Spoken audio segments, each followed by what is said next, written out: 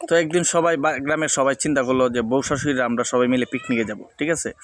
তো মানে গ্রামের বউ তারপরে শাশুড়ি সবাই মিলে একযোগ হইলো যে পিকনিকে যাব। তো বউ শাশুড়ি সবাই চিন্তা করলো যে বউ শাশুড়িতে একসাথে পাশাপাশি সিটে বসাটা ঠিক না। তো গ্রামের সব বউতে একটা বাসে বসলো আর সব শাশুড়িরা এক বাসে বসলো। তো সামনে ছিল মানে শাশুড়ির বাস আর পিছিয়ে ছিল মানে বউদের বাস।